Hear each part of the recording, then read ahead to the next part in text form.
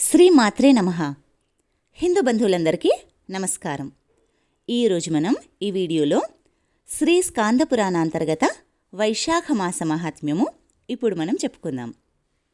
వైశాఖ మాస మహాత్మ్యములోని 3వ అధ్యాయము వివిధ దానములు వాని మహాత్మ్యములు ఇప్పుడు మనం చెప్పుకుందాం. నారద మహర్షి మాటలను విన్న అంబరీష మహారాజు నారద మహర్షికి నమస్కరించి, మహర్షి, వైశాఖ మాసమున చేయదగిన దానములు ఇవేనా, మరి ఇంకా ఉన్నాయా? అవి ఏంటి? వాటి ఫలితములను కూడా దయ ఉంచి వివరించండి అని కోరాడు. అప్పుడు నారద మహర్షి ఈ విధంగా చెప్పసాగాడు. చల్లని గాలి తగులుచు సుఖనిద్రను కలిగించే పర్యంకమును సద్బ్రాహ్మణ గృహస్థునకు దానమిచ్చిన వారు ధర్మ సాధనకు హేతువైన శరీరమున వ్యాధి బాధలు లేకుండా జీవిస్తారు. ఎట్టి తాపత్రయములు ఆది వ్యాధులు లేకుండా సుఖంగా జీవిస్తారు. ఇహలోకములో సుఖములను అనుభవిస్తారు. పాపములు లేకుండా ఉంటారు. అంతేకాదు, మహాయోగులు సైతం పొందలేని అఖండ మోక్ష సామ్రాజ్యమును పొందుతారు.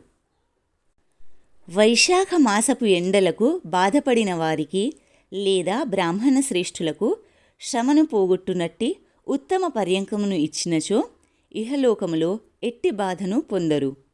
ఆ సత్పురుషుడు లేదా సద్బ్రాహ్మణుడు ఆ శయనముపై శయనించినను కూర్చున్నను దాత తెలిసి తెలియక చేసిన సర్వపాపములు అగ్నిచే కర్పూరము దహింపబడినట్లు నశిస్తాయి. ఇహలోక సుఖములను అనుభవించి దాత మోక్షమును పొందుతాడు. స్నానమాత్రముననే పుణ్యములనిచ్చే వైశాఖ మాసములో కశిపును మంచముపై మంచి ఆచ్ఛాదనము గల పరుపును ఉత్తమమైన ఆహారమును దానము చేయువారు చక్రవర్తులై లేదా చక్రవర్తి సమానులై తమ వంశము వారితో పాటు శారీరక మానసిక బాధలు లేకుండా సుఖశాంతులతో అభివృద్ధిని పొందుతారు. ఆయురారోగ్యములను కీర్తి ప్రతిష్టలను పొందుతారు. 100 తరముల వరకు వాని కులమున ధర్మహీనుడు జన్మించడు. తుదకు ముక్తిని పొందుతాడు.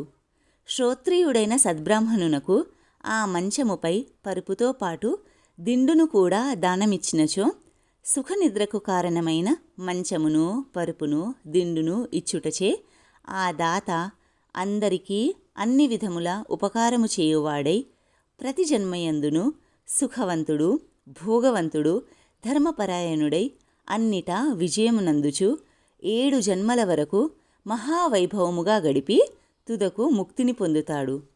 తనతో పాటు 7 తరముల వారికి ముక్తిని కలిగిస్తాడు.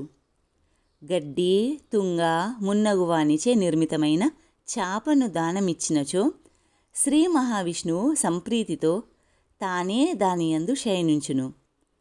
ఊర్న, ఉన్ని, గొర్రెబొచ్చు నీటియందు పడినను తడవక ఉండును. అట్లే పర్యంక శయ్య దానం చేసిన వారు సంసార సముద్రంలో ఉన్నను ఆ వికారములంటని స్థితిని పొందుతారు.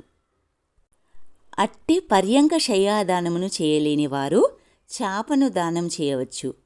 శక్తి ఉండి పర్యంక శయ్యాదానము చేసిన వారికి వచ్చే పుణ్యమే అశక్తులై చాపను దానం చేసిన వారికి కూడా వచ్చును. పడుకున్న వారికి నిద్రచే శ్రమ దుఃఖము నశిస్తాయి. అట్టి నిద్రను కలిగించే చాపదానము దాతకు సర్వసుఖములను ఇస్తుంది. రాజా, వైశాఖ మాసములో కంబలి దానము చేసిన వానికి అపమృత్యువును పోగొట్టి చిరకాలము నిశ్చింతగా సుఖజీవనము కలవానిని గావించును.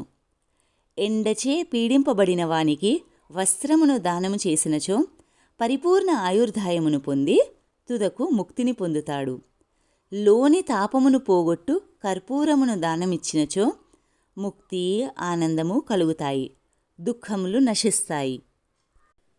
ఉత్తమ బ్రాహ్మణునకు పుష్పముల దానమిచ్చినచో సర్వజనులను వశపరుచుకొన్న మహారాజై చిరకాలము సుఖించును.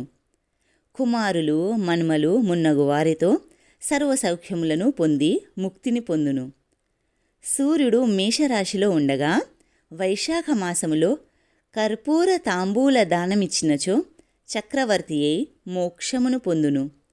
చర్మమునకు ఎముకలకు గల సంతాపమును పోగొట్టే చందనమును దానమిచ్చినచో సంసార తాపత్రయము నశించి సుఖించును. దుఃఖములు పాపములు లేకుండా జీవించి ముక్తిని పొందును. కస్తూరి మున్నగు సుగంధ ద్రవ్యములను ఇచ్చినచో ఎట్టి బాధలు లేకుండా జీవించి మోక్షమును పొందును. పద్మమాలను కాని అడవి మల్లెల మాలను కాని దానమిచ్చినచో చక్రవర్తి అయి సర్వజన మనోహరుడై చిరకాలము జీవించి ముక్తిని పొందును. వైశాఖ మాసములో మొగలి మల్లె పువ్వులు దానమిచ్చినచో మధుసూదనుని అనుగ్రహమున సుఖభోగములను పొంది ముక్తిని పొందును. పోక చెక్కలను సుగంధ ద్రవ్యమును కొబ్బరికాయలను దానమిచ్చినచో 7 జన్మల వరకు బ్రాహ్మణుడై జన్మించి వేద పండితుడు ధనవంతుడై ఉండి 7 తరముల వారితో కలిసి ముక్తిని పొందును. సద్బ్రాహ్మణుని ఇంటిలో విశ్రాంతి మండపమును కట్టించి ఇచ్చినచో వాని పుణ్యము ఇంత అని చెప్పుటకు మాటలకందనిది సుమా.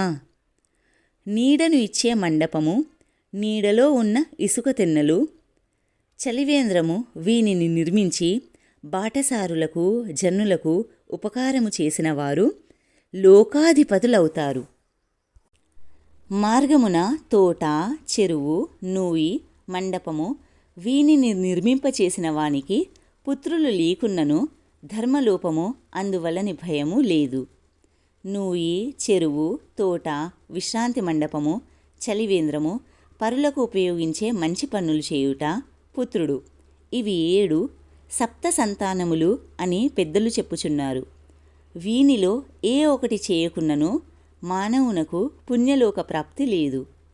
సచ్ఛాస్త్ర శ్రవణము, తీర్థయాత్ర, సజ్జన సాంగత్యము, జలదానము, అన్నదానము, అశ్వత్థారోపణము, పుత్రుడు అని 7 సప్త సంతానములు అని వేదవేత్తలు చెప్పుచున్నారు. 100 కొలది ధర్మకార్యములను చేసినను సంతానము లేనివానికి పుణ్యలోక ప్రాప్తి లేకుండుటచే అతడు పైన చెప్పిన 7 సంతానములలో యథాశక్తిగా వేనినైనను ఏ ఒక్కదానినైనను చేసి సంతానవంతుడై పుణ్యలోకములను పొందవచ్చును. పుణ్య పాప వివేకము లేని పశువులు, పక్షులు, మృగములు, వృక్షములు సద్ధర్మాచరణ లేకపోవుటచే పుణ్యలోక ప్రాప్తిని పొందవు. కానీ పుణ్యపాప వివేచనా శక్తి కలిగిన మానవులు సద్ధర్మములను ఆచరింపనిచో వారికి పుణ్యలోకము ఎలా కలుగుతుంది? ఉత్తమములైన పోక చెక్కలు, కర్పూరము మున్నగు సుగంధ ద్రవ్యములు కల తాంబూలమును సద్బ్రాహ్మణునకు దానమిచ్చిన వారి పాపములన్నీయూ నశిస్తాయి. తాంబూలదాత కీర్తిని, ధైర్యమును, సంపదను పొందుతాడు నిశ్చయము. రోగి అయిన వాడు తాంబూల దానమును ఇచ్చినచో రోగ విముక్తుడవుతాడు. ఆరోగ్యము కలవాడు తాంబూల దానమును ఇచ్చినచో ముక్తిని పొందుతాడు.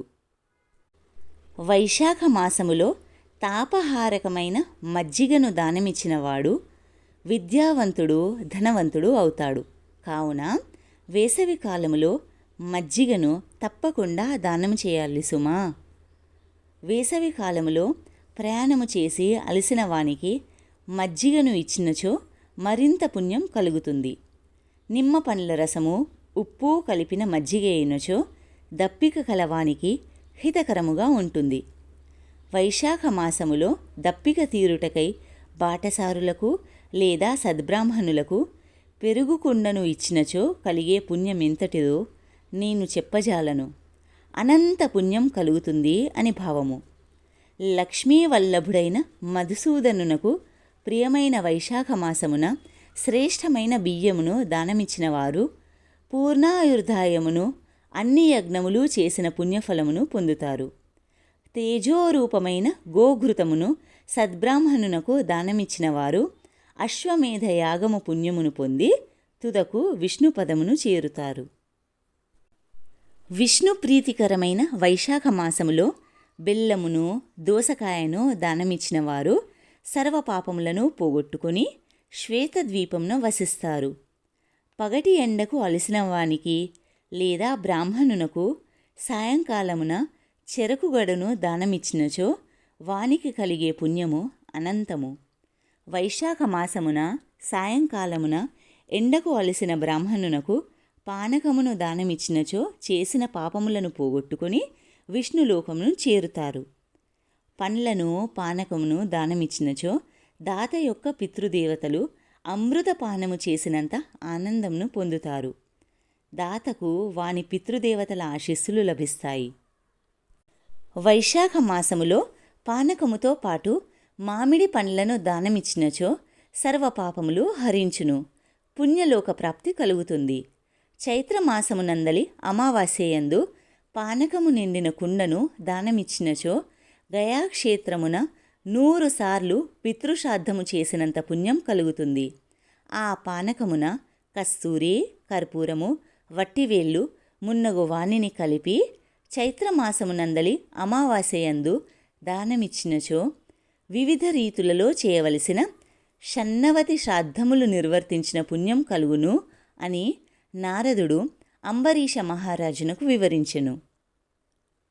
శ్రీ స్కాంద పురాణాంతర్గత వైశాఖ మాస మహాత్మ్యములోని 3వ అధ్యాయం సంపూర్ణం. దేవాధిదేవుడైన శ్రీ మహావిష్ణువు యొక్క కృపాకటాక్షాలు, ఆశీస్సులు సదా మనందరిపై ఉండాలని కోరుకుంటూ స్వస్తి. జై శ్రీమన్నారాయణ.